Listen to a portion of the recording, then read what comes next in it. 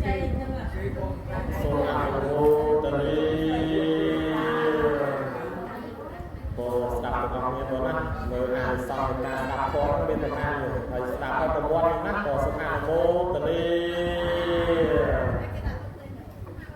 បរិញ្ញធម៌ថ្លៃវិសុទ្ធ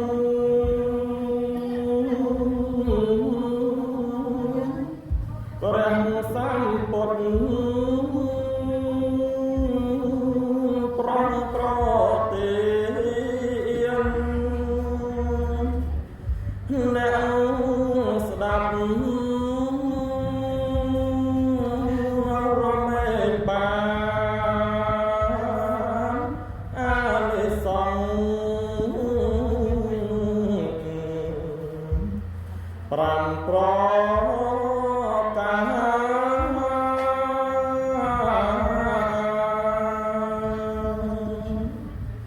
ទីមួយអ្នកស្ដាប់ធម៌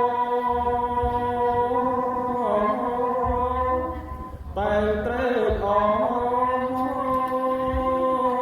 ដ៏ខ្លាំងក្លាព្រោះបានស្ដាប់ធម៌ណាដែលមានអត្ត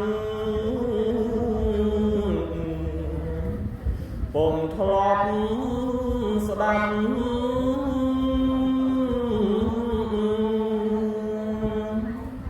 ជាធម៌កំបាំងផ្លែក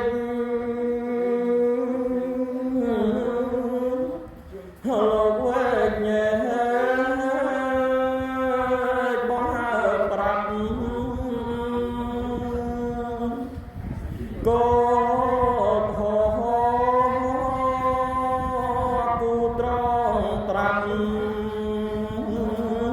ធ្វើអ្នកស្ដាប់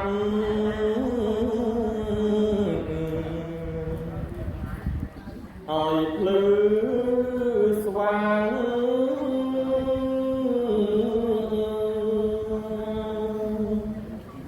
ទីពីរញ៉ាំសាច់ក្តី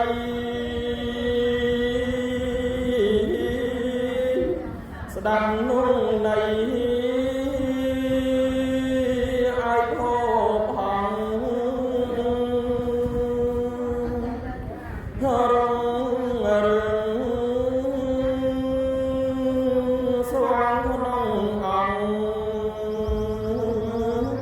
ដែលប្រឹងចង់ស្ដាប់ចាំបាន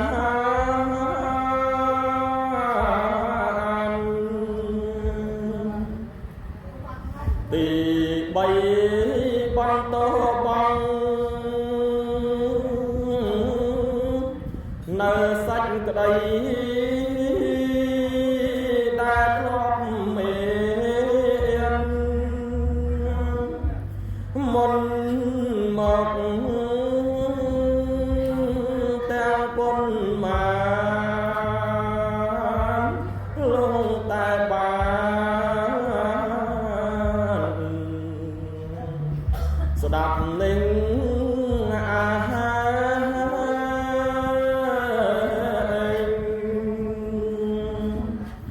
ទី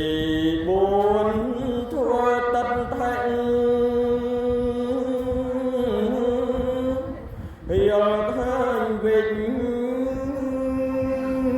ថងទុំឡងឲ្យត្រង់តាមកនឡងមែនមានអង្គទាំង5 3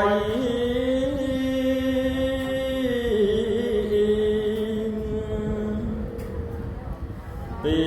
5ចិត្តអ្នកស្ដាប់ជ្រាំថ្លាស្រាប់ខ្លាំងហើយក្តី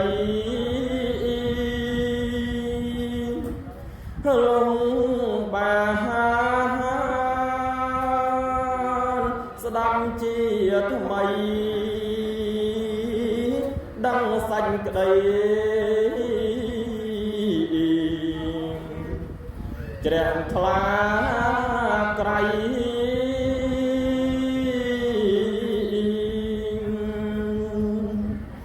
អានិសង្ឃនៃការស្ដាប់ធម៌ប្រាជ្ញប្រាប់យ៉ាងប្រពៃនឹងបានជាបច្ច័យនិព្វានផ្សៃ